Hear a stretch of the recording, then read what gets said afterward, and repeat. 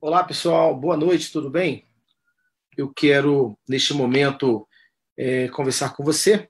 Eu quero que você abra sua Bíblia em Isaías e eu quero compartilhar a tela contigo, pois a nossa pregação aqui, uma vez que é a série aos domingos, estamos fazendo mais uma espécie de estudo e a gente quer contar com a sua presença e a sua audiência, tá bom? Não sai daí não, vamos aproveitar bastante isso aí. Ok? Vamos então para este assunto tão importante chamado O Servo. Bom, nós estamos já, esse é o quarto domingo em que nós começamos falando sobre a semente, sobre a estrela, o sinal, e hoje vamos falar sobre o servo. E no próximo domingo, que é o último assunto da série, nós estaremos falando sobre o sete. E eu queria que você ficasse aí bem atento, pois isso tem que ver com algo assim, muito importante para cada um de nós, tá? Então, de uma maneira especial, que você se antene neste aspecto aí. Mas vamos lá, então. O servo. Isaías 52, 13 até 53, 12. No entanto, a gente não vai ler esse texto longo. Vamos ler assim o verso 13 do capítulo 52 e o verso 12 do capítulo 53, tá bom? O que diz aqui, então? Vamos lá. Se você estiver com a sua Bíblia aí, por favor, abra sua Bíblia onde você estiver. É importante. Esse é um momento muito especial. A palavra de Deus será aberta. Diz assim, ó, Isaías 52, 13. Eis que o meu servo procederá com prudência, será exaltado e elevado, e será muito sublime. Muito interessante, né? O capítulo 53, verso 12, diz assim: Por isso eu lhe darei muitos como a sua parte, e com os poderosos repartirá, ele e o despojo, porquanto derramou a sua alma na morte. Foi contado com os transgressores, contudo levou sobre si o pecado de muitos, e pelos transgressores intercedeu. E aí, esse é o nosso tema dessa noite e é a nossa complexidade dessa noite, né? O servo. O contexto da profecia de Isaías acerca da morte do servo sofredor traz à lembrança o contexto do nascimento de quem? Do Messias, correto? Em Isaías 7, o profeta Isaías, e isso foi o assunto da semana passada, no domingo, que nós mencionamos aqui. Ele se encontrou com Acaz, e ali ele falou acerca da profecia, alertou Acaz para não se envolver lá com os egípcios, em função da confederação ali dos assírios, aquela coisa toda, né? E aqui a gente está vendo o seguinte, que Acaz ele foi um indivíduo desobediente, e enquanto que Ezequias acabou obedecendo a Deus, né? Acaz foi um rei ímpio, nesse contexto aqui, e Ezequias, por outro lado, foi um rei justo, em ouvir, em atender a orientação de Deus. Enquanto Acaz não ora a Deus, por exemplo, pedindo socorro em vista de sua aliança com o poder mundial assírio, ele recusa o sinal oferecido por Deus também. E aí, desse contexto, do sinal oferecido por Deus, aqui tem que ver ali com aquele momento em que a Bíblia fala lá que o dia que o sol parou, né? Na realidade, não é que o sol parou, é que houve um alongamento do dia, correto? No contexto ali da rotação da Terra, e eles essa situação facilitou para Deus destruir ali os assírios. Ezequias ele ora a Deus por socorro contra o mesmo poder mundial assírio e até pede um sinal. Tá? Ele pede um sinal nesse contexto aí. Então, olha só. Vamos aqui, então, nessa. Desculpa, gente, eu só fiz aqui um pouquinho da confusão. Na realidade, no contexto de Ezequias, né? Em função do sinal, foi ali no contexto de Ezequias que pediu aquele sinal acerca de Deus ali para a questão da batalha, né? Mas vamos lá. Uma das coisas mais inquietantes diz respeito acerca da identidade desse servo. Tá? Ela não está clara muito bem no texto. Por quê? Porque o termo servo, algumas vezes, representa Israel.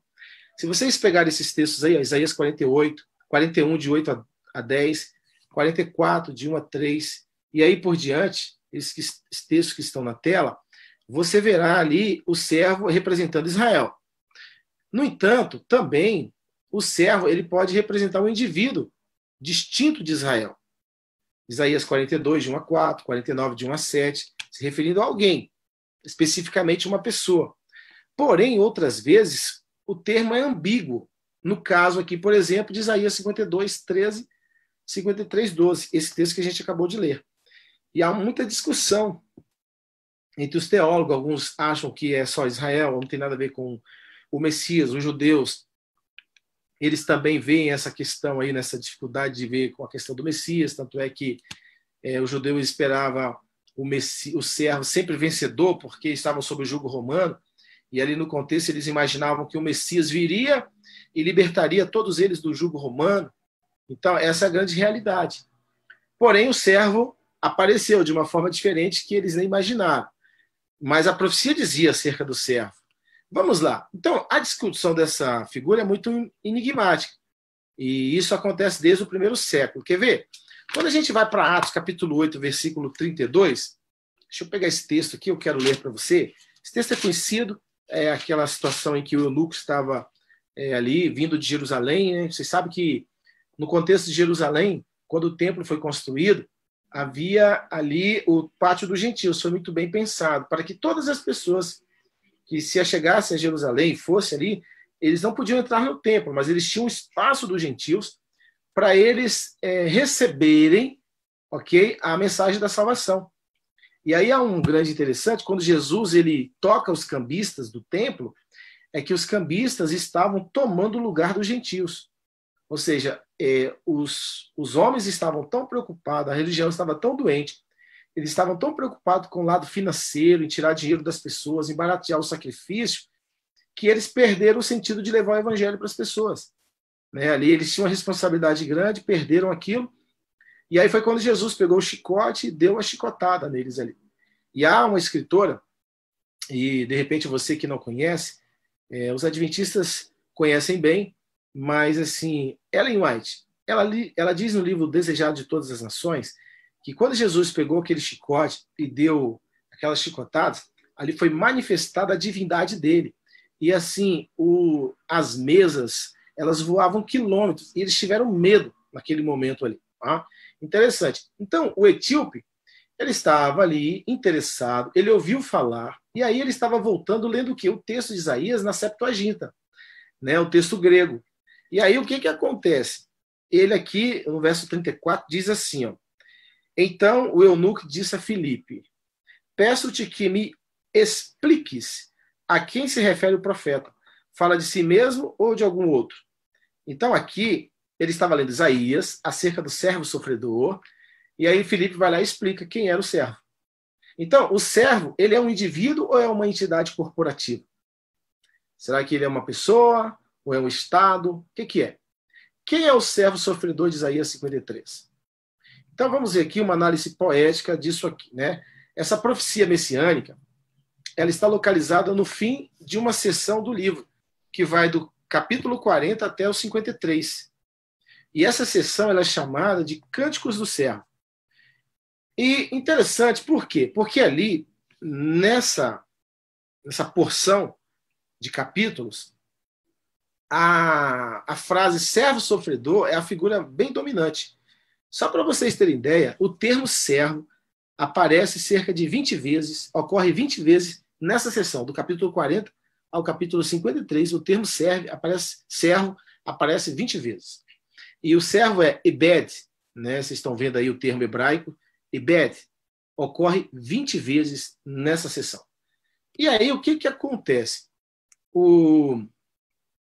Olha os cânticos assim, você pega o 42, 49, 50 e o 52. São os cânticos do servo. O que é mais predominante, e é o que nós estamos analisando hoje, é o último, né? O 52, 13 a 53, 12. Muito bem. A estrutura que acho que eu já falei para vocês, se não me falha a memória, no primeiro ou no segundo assunto, vocês estão vendo aí, por exemplo, essas letras A, B, C, B1 e A1, correto? O que era o quiasmo? O quiasmo era uma estrutura que eles faziam paralelas para facilitar o entendimento. E eles descobriram a figura central daquele texto, daquela porção. E neste capítulo, o que nós estamos estudando aqui, acerca do servo, olha que coisa interessante. Vamos pegar o A. O A fala-se a exaltação do servo, os versos 13 a 15. Aí quando você vai lá para o A1, né, que é o paralelo do A, exaltação do servo, nos versos 7 a 9. Então, há um quê? Um paralelismo aí. O B fala da humilhação do servo, os versos de 1 a 3. B1, humilhação do servo, os versos de 7 a 9. E o C, que é o centro do quiasma, que é a parte central, mais importante, né, a temática, é o clímax, vamos assim dizer, fala da expiação feita pelo servo. Isaías 53, 4 a 6. E aí? Se é uma expiação feita pelo servo, o que a gente pode imaginar aqui, deduzir? Que está descartada a questão de ser o quê? Uma nação. Né? De ser uma coisa, como a gente mencionou aqui nesse termo, corporativo. Correto? Então, o que acontece aqui? Expiação feita pelo servo. Então, vamos chegar lá. O que diz? O servo sofredor. Vamos lá. Considerando a ambiguidade como aplicada a Israel ou a um indivíduo distinto, a gente pode notar que textos no livro de Isaías que retratam que é um indivíduo somente, distinto, e não somente uma coisa corporativa. Então, o que a gente pode ver é que Isaías, ao longo do seu livro, aponta o servo como alguém que foi chamado para salvar. E isso é muito interessante. Né? Esse servo sofredor, alguém que foi chamado para salvar. E aí vamos lá aos textos, então. Se a gente pegar Isaías 49, 5 a 7, você pode ler, pode marcar aí, faz uma clara distinção entre o povo e o servo. Tá? Isaías 50, 10 faz também uma clara distinção para que Israel ouvisse a voz do servo. Vocês pegarem aí, vocês vão ver isso aí, tá bom? Isso é muito interessante. Ó, quer ver? Eu vou ler a verso 10 aqui, o capítulo 50, verso 10. Ó. Quem há entre vós que tema ao Senhor e que ouça a voz do servo? Ou do seu servo, né? Está dizendo. Aquele que andou em trevas, sem nenhuma luz, confie em o nome do Senhor e se firme sobre o seu Deus. Olha que interessante. E aí, quem são as pessoas do plural de Isaías 53:1? Olha só. Quem creu em nossa pregação e a quem foi revelado o braço do Senhor. Então, quem são essas pessoas do plural aí? Nós, nos e nosso. Essa terceira pessoa do plural aí. Quem são? Olha só. Quem é que fala na primeira pessoa do plural em Isaías 53, então? Vamos lá. Quando é empregada nós, nos e nosso, é sempre referido a Israel ou a Judá. Então, lembre-se disso. Aqui, a terceira pessoa do plural está se referindo sempre a Israel ou a Judá. Só que, seguindo essa observação, no contexto geral do livro, é razoável concluir o seguinte: aqueles que falam em Isaías 53 constituem o povo de Israel, os que ouvem são as nações, e o servo é alguém distinto de Israel. E aí nós vamos ver, olha só, em algumas versões, na Nova Versão Internacional, diz assim, ó, ele não tinha nenhuma beleza, nem majestade, que nos... Então, quem é esse nos aí? Já que a terceira pessoa do plural se refere a quem? Israel ou Judá. Nos aqui, no caso, é Israel. Atraísse em sua... Quem é essa sua aí? O servo. Aparência para que nós, né, Israel, o servo desejássemos. E aí, na King James, diz assim, e nós, Israel, escondemos, então, nossa face dele. Dele quem? Do servo. E nós, Israel, não o servo estimamos. Entendeu? Então, isso é muito interessante. E aí vem, ó, certamente ele quem? O servo. Tomou sobre si as nossas de quem? De Israel. Enfermidades e as nossas de Israel, dores. Levou sobre si quem? O servo. O servo levou sobre si. Ele carregou nas costas. Lembra que Jesus carregou na cruz, carregou os pecados, não somente de Israel, mas aí engloba toda a humanidade? E nós, Israel, o servo, reputávamos por aflito, ferido de Deus e oprimido. Muito bem. E aí agora o servo como sacrifício expiatório. A ideia central da passagem é o sofrimento e a morte do servo. Então, o que mostra aqui? O servo ele é comparado ao cordeiro pronto para a morte. Você pode ver Isaías 53, Gênesis 2:7, Levíticos 4:32, tá bom? Mas ele foi o quê? Traspassado pelas nossas transgressões.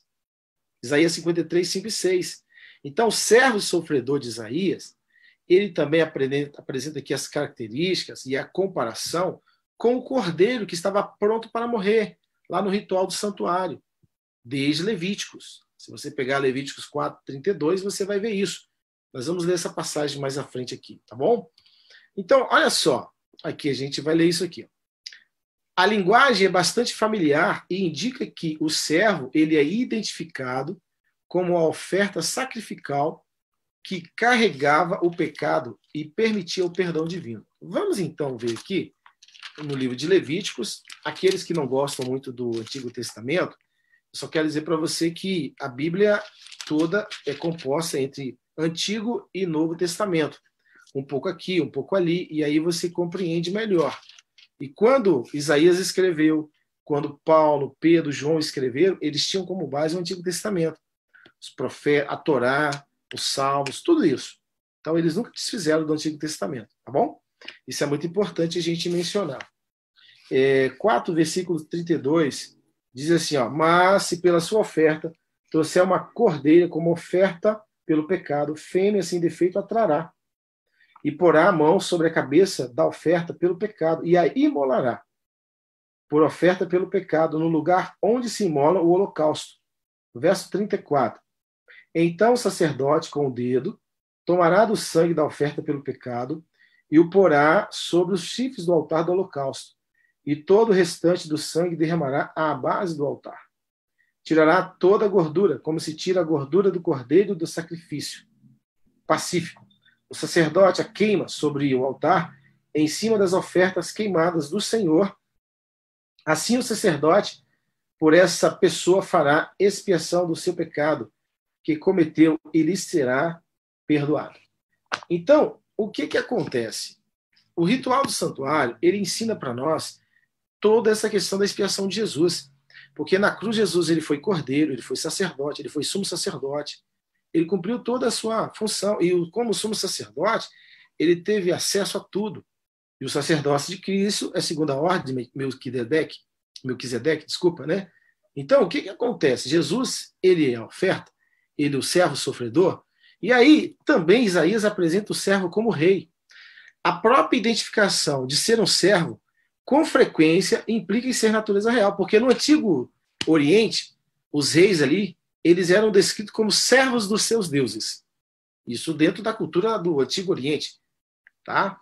E isso em Israel também, se você pegar, quando o rei ele era ungido, ele passava a ser filho de Deus.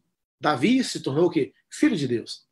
Então, desde o início do Cântico do Servo, é descrito como uma figura real que será exaltada e elevada. Se você pegar o 52:13, que é o primeiro texto, diz assim, ó: eis que o meu servo procederá com prudência, será exaltado e elevado. Isso aqui mostra uma figura real, gente. Não é qualquer coisa. É um ser pessoal, real. E vamos lá. E aí também apresenta Deus como servo. Nisso aí a gente pode ver o seguinte, ó. Estranho como possa parecer, o servo é identificado como o próprio Deus. Tá? E a identidade divina é afirmada desde as primeiras palavras, quando o servo ele é apresentado como exaltado e elevado. Isso é muito interessante. E aí, o que acontece? Isaías ele fica agora um pouco assombrado, porque ele enaltece essa transcendência, ou seja, esse ser exaltado. Ele enaltece a realeza do servo. O servo não é qualquer um. O servo possui ascendência real, né?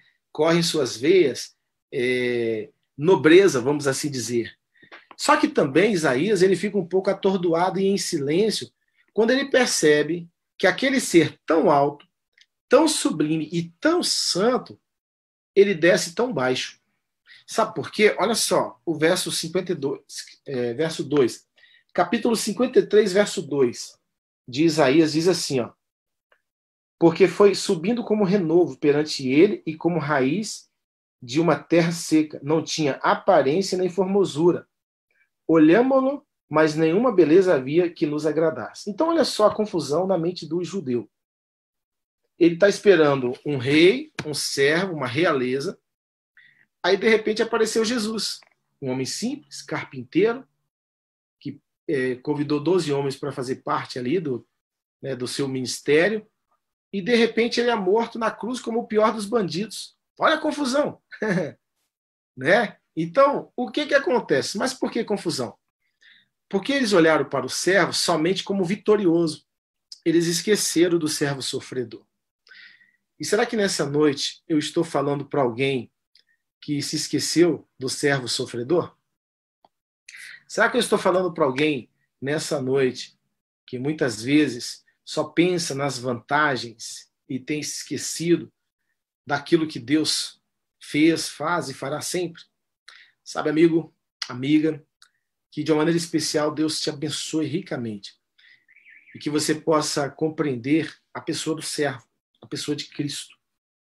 De uma maneira especial, Deus cuide poderosamente de você e que esse texto de Isaías que nós lemos hoje possa fixar em sua mente e você possa compreender um pouco mais acerca do servo, acerca de Jesus, o Messias, aquele que morreu no meu lugar e no seu lugar, aquele que carregou os nossos pecados, aquele que foi a oferta perfeita, aquele que deu a vida e que cumpriu na cruz, né, e salvou o homem do pecado, salvou você do pecado.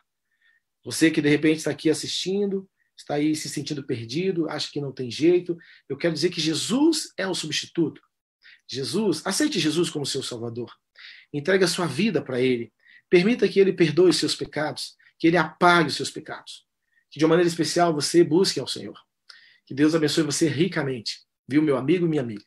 Eu quero fazer uma oração por você e depois a gente vai ter mais um momento de interação e na sequência a gente vai ouvir uma música. Que Deus abençoe você ricamente. Senhor, muito obrigado pela oportunidade de estar falando aos amigos no Facebook. E eu sei que tem os meus irmãos na fé também. Eu sou pastor aqui em Pirassununga, atendo aqui em Pirassununga, Igreja da Zona Norte, lá em Descalvado, Santa Rita do Passa Quatro, Porto Ferreira Central e Cristo Redentor. Que Deus abençoe os nossos queridos irmãos, muitos deles, quem sabe, estejam aqui assistindo, que o Senhor os abençoe sempre. E também peço uma bênção sobre os amigos, todos os moradores dessas cidades, todos os amigos que a gente conhece, e todos os amigos que estão assistindo essa live, espalhado fora do estado de São Paulo, Brasil inteiro e no mundo. Abençoe cada um individualmente. Obrigado, meu Deus, por tudo.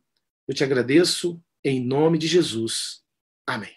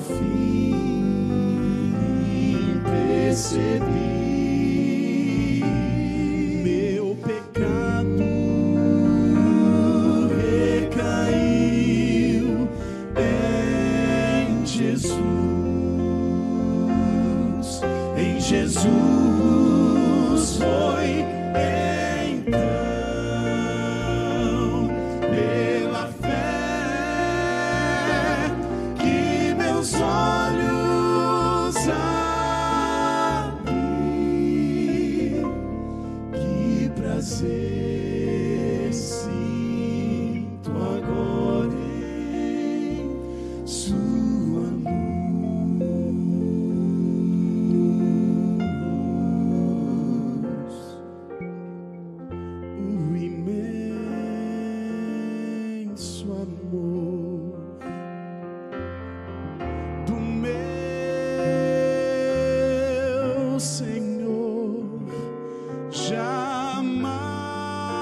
jamais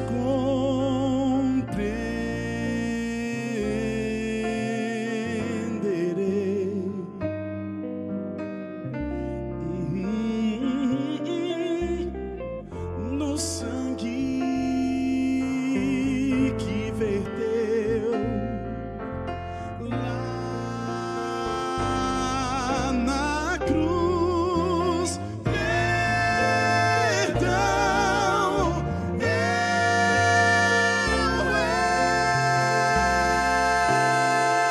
encontrei.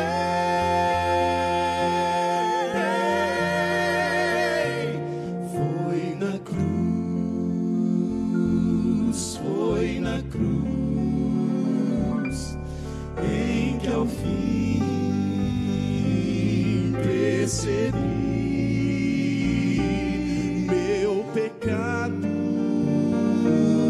recaiu em Jesus. Em Jesus foi então pela fé que meus olhos abri. Que prazer, que prazer, que prazer.